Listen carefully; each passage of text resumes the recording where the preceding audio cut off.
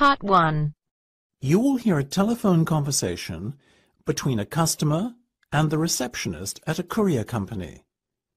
First, you have some time to look at questions 1 to 8.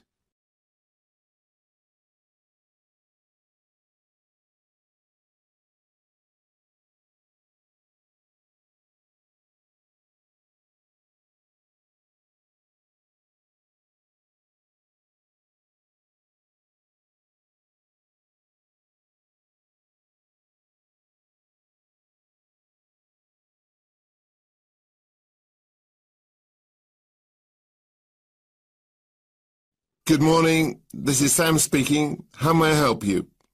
Hi, my name's Marco, and I'm calling to inquire about sending some goods to Canada. No problem. What's your full name, please, Marco? My middle name is Pronto. That's P-R-O-N-T-O. Sorry, Marco. Just your surname will be fine. That's all we need for the form. It's Cebriana Tori. That's C-E-B-R-I-A-N-A-T-O-R-I.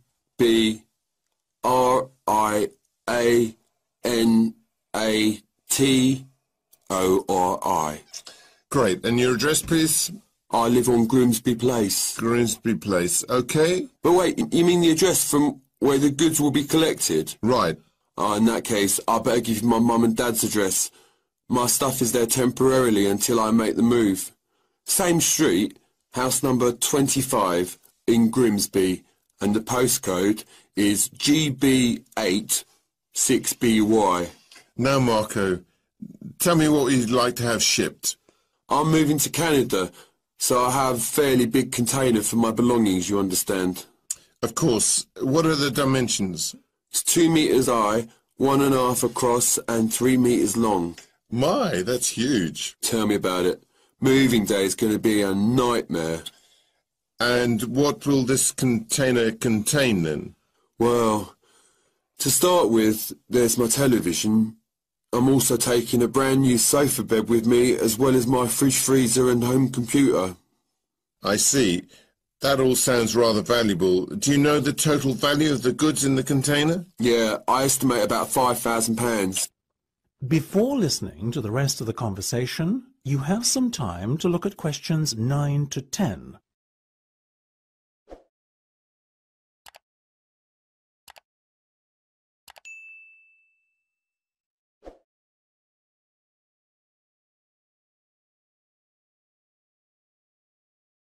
Excellent. Now, shipping to Canada is not by any means cheap these days, so this is going to cost you £500?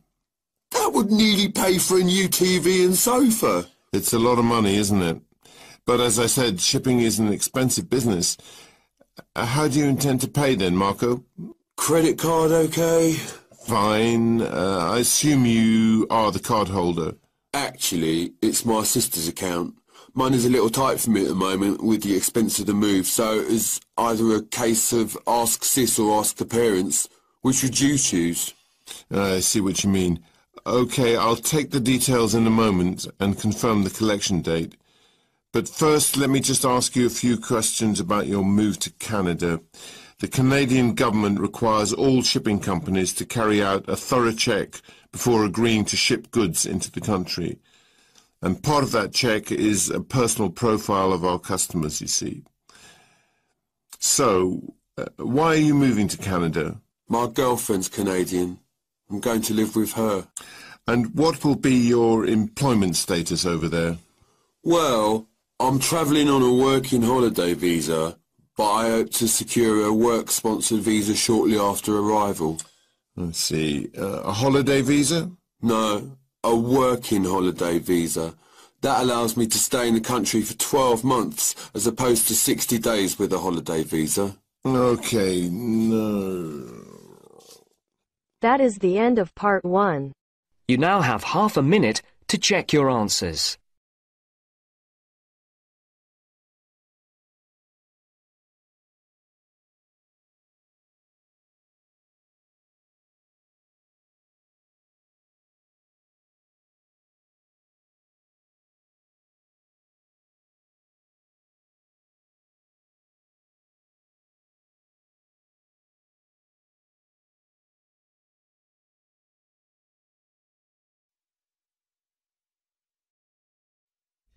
Now turn to Section 2.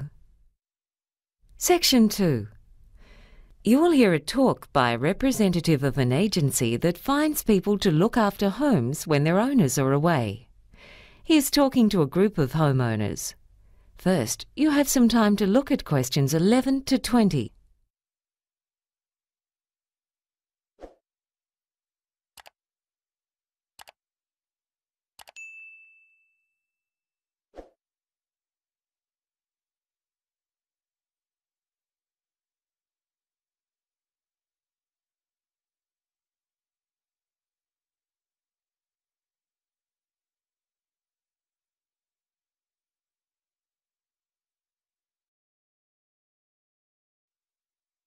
Now listen and answer questions 11 to 20.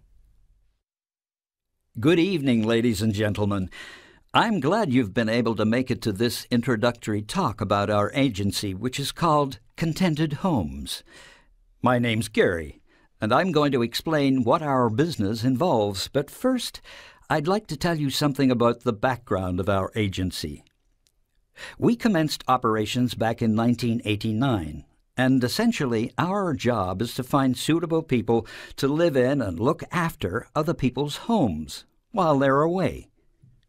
The homeowners, people like yourselves, might be away on holidays or temporarily working in another city or country, and they want to be sure that while they're away, their home will be secure, and that when they come back, everything will be in good condition. When we first started out, we conducted most of our business over the phone, but now the bulk of it is done over the Internet. Basically, this is how it works. Homeowners come to us when they need to find reliable, trustworthy people to take good care of their home for a limited period of time. The people who stay in your home and take care of it are called house sitters. The house sitters live at your place for periods of anything between 1 month and 2 years. There are all kinds of reasons why people house sit. Some are couples, others are single. Often they're saving up to buy their own home, or they may be renovating their own home and just need somewhere to stay temporarily, or they might have just moved to your city. Although house sitters don't pay you any rent when they're living in your home, they are required to pay any bills for the telephone, gas, electricity, and so on. So for the homeowner, this is not a way to make money.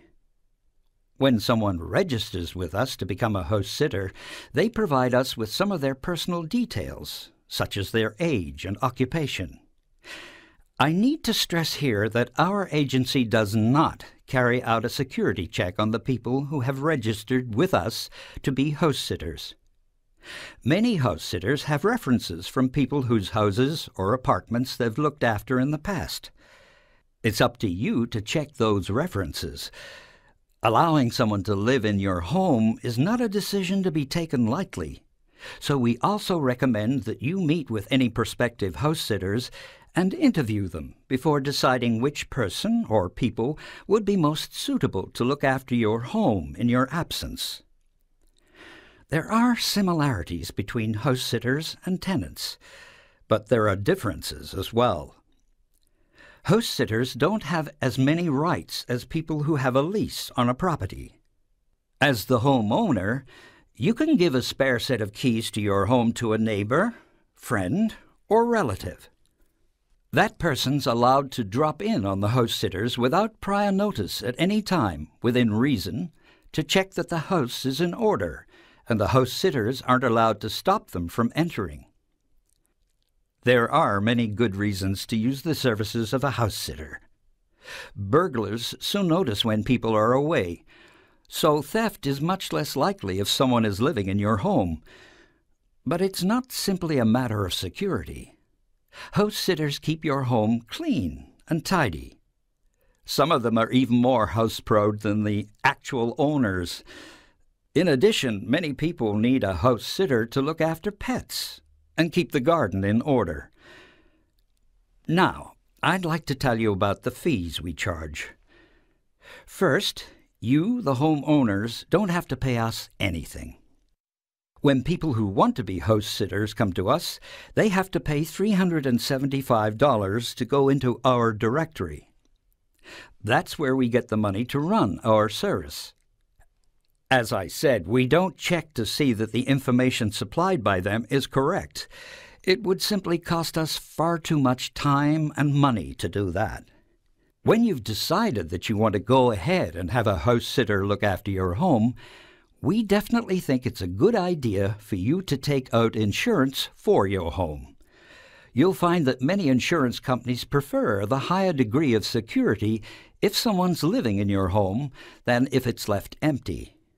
Anyway, I hope I've given you a clear idea of our service.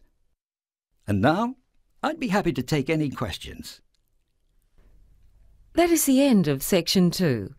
You now have half a minute to check your answers.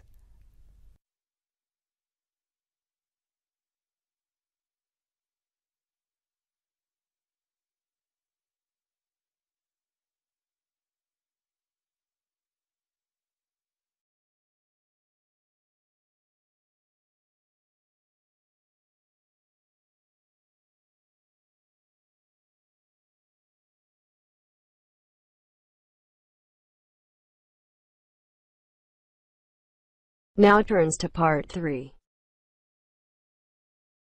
Part 3. You will hear a discussion between two university students on a seminar they have just attended. First, you have some time to look at questions 21 to 25.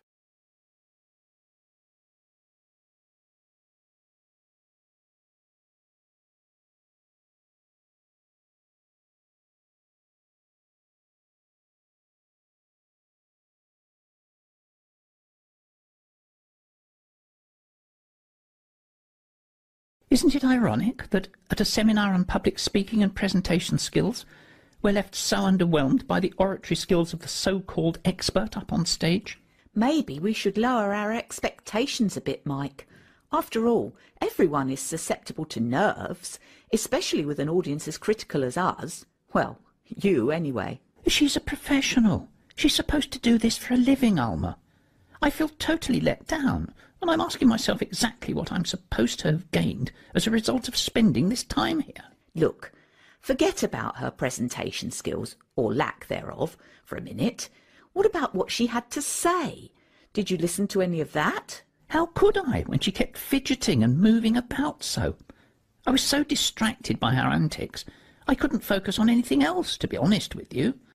I don't know if you can blame her totally for your not absorbing anything that's been said in the last half hour, Mike. You're a pretty awful listener at the best of times. Oh, come on. She should be able to hold my attention for 30 minutes. It's not like the talk lasted 2 hours or something. Mind you, it sure did seem like it. Stop it now. You're being overly critical, and that's just not fair. I took some notes and was actually impressed by some of what was said. I'm definitely going away having learned something and feeling like my time wasn't totally wasted. Emphasis on the not totally bit. Oh, Mike, when will you learn? You know, sometimes we only get out of things what we put in. Did it ever occur to you that had you given this woman a chance, you too might have actually learned something? All right, Alma, go easy. Before you hear the rest of the discussion, you have some time to look at questions 26 to 30.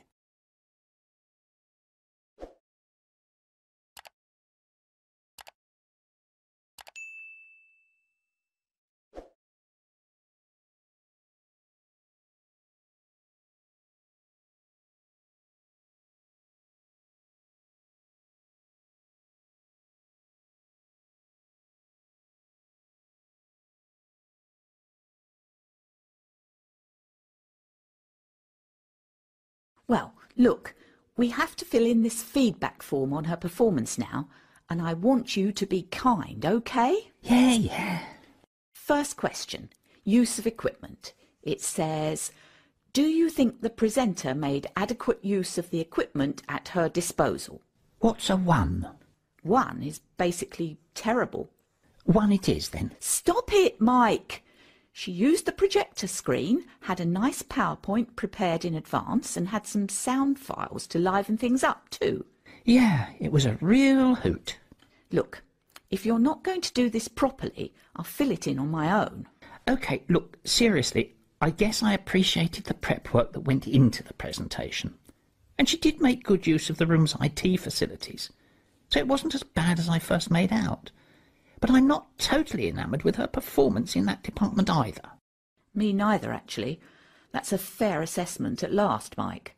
She made an effort, but I would have preferred it if she had used the interactive whiteboard, perhaps, as well as the projector. Her presentation might then have felt, well, more interactive, I guess. A decent effort, though. Agreed? Agreed. What about preparation? Well, I think we can both see that a lot of effort was put in that respect. Can't falter there, can you? Not at all. How about clarity of speech and effectiveness at getting the message across? Well, look, you thought she spoke very clearly and that a lot was learnt from the seminar. I, on the other hand, learned more from my 2-year-old nephew's utterances of nonsensical broken English. Mike! Let me finish. So perhaps the truth is somewhere in the middle. Agreed? I'll settle for that. Satisfactory then on both counts. Execution is the bit I want to get to, Alma. Oh, here we go. Was it really that bad? Oh, come on. You have to admit it was pretty boring. Half the theatre had emptied by the time she finished. I can't really argue with you there, Mike. Clearly she failed to engage her audience, which is a big black mark for her execution. For once, Mr. Critical gets his way. Mr. Critical has been very kind to her in his feedback so far, though, wouldn't you say? You're a real saint, Mike. Now, what about the... That is the end of part 3. You now have half a minute to check your answers.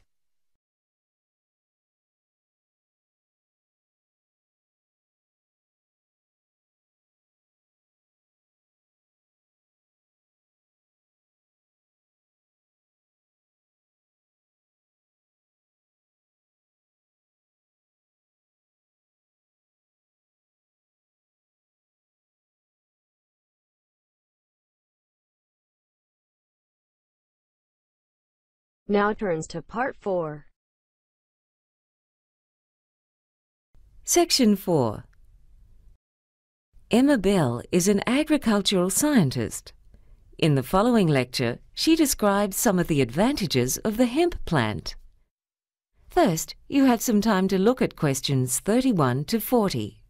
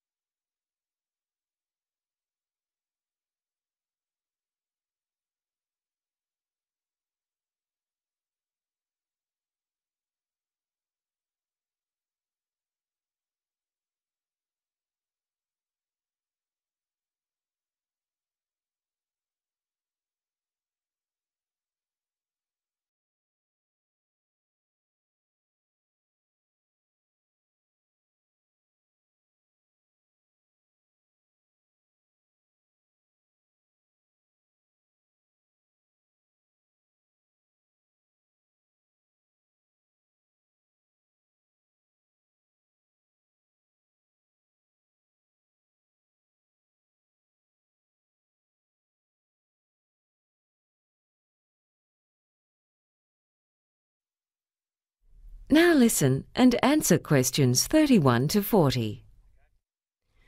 When we think of progress, we tend to look to the future. However, the past can also provide inspiration. Today, I'd like to outline some of the many ways in which the hemp plant, a plant that was used very widely until the early 20th century, can benefit both humans and the environment. You may remember that when the use of computers became more widespread, there was much talk of the paperless office. Yet now far more paper is being used than ever before. Most of that paper is made from wood, but it can also be made from hemp. Hemp is a fast-growing annual plant that can be harvested within 4 months of germination, whereas a tree takes 20 years. This means that a hectare of hemp can produce 80 times as much paper as a hectare of trees. In fact, hemp was the main source for paper production until the 20th century, and the paper it makes is of superior quality to that made from wood. Many of the rivers in the vicinity of today's paper mills suffer the effects of pollution from bleach and other chemicals used in the manufacture of paper from wood. In contrast, paper made from hemp does not require bleach. So much clothing these days is made from cotton, yet fabric has been made from hemp for over 7,000 years. The trouble with cotton crops is that they take a heavy toll on the environment and are often dependent on irrigation. Hemp can grow using far less water and does not need as much fertilizer or pesticides. In fact, hemp crops even have a natural resistance to pests. Clothes made from the tough fibre of hemp also last longer than those made from cotton, which is not something that will make clothing manufacturers very happy. But another way in which hemp is the superior material is that it's more effective in blocking out UV rays from the sun, which can cause skin cancer. To top it off, clothing made from hemp is very comfortable to wear. In parts of the world that still don't have electricity, this versatile plant can also be used to light lamps. Back in the days of sailing ships, when hemp was used to make ropes and sails, lamps were often fueled by whale oil, which gave off a much stronger-smelling black smoke. The pursuit of that oil was one of the reasons for the existence of the whaling industry, which hunted many species of whale almost to extinction. Closer to our own time, Henry Ford used hemp in the production of his first cars. These days, with panels being made of metal, even a minor accident can lead to costly repairs. Being derived from a plant, hemp panels would be less expensive.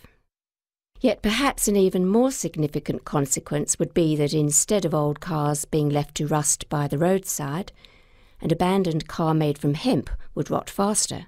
A further advantage in the case of automobiles is the fuel.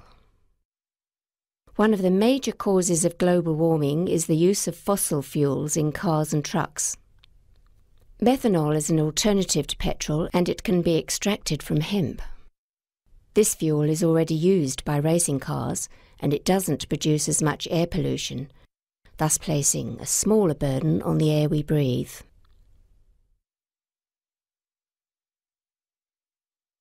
Hemp is also a source for a variety of foods. The oil that's obtained from the plant can be used to make cooking oil, butter, cheese, and even ice cream.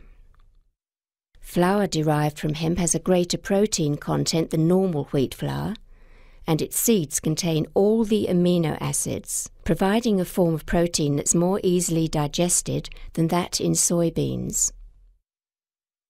Carpets made from hemp are more durable than other carpets and are resistant to mildew, which grows in humid or damp conditions. It can also be used in the home to produce furnishings such as fiberboard, furniture, and even plastics. Paints and varnish made from petrochemicals contain poisons, whereas this is not the case with those produced from hemp. Hemp plants are best grown close together, and because they produce an abundance of leaves, the ground underneath the plants is shaded, which hinders the growth of weeds. So farmers don't have to spend money on potentially dangerous herbicides. It thrives in areas with low rainfall and may be useful in combating salinity because it doesn't need irrigation, and its long taproot can reach underground nutrients and water.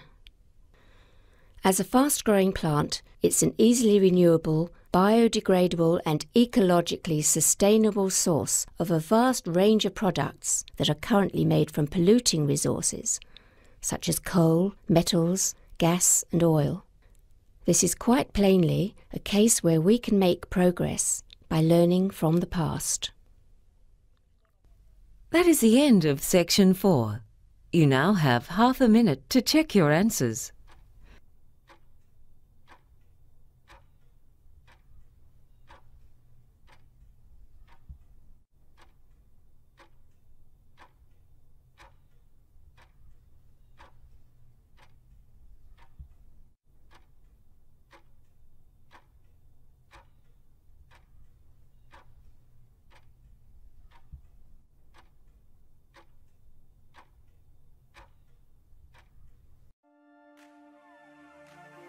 That is the end of the listening test. In the Ielts test, you will now have 10 minutes to transfer your answers to an answer sheet.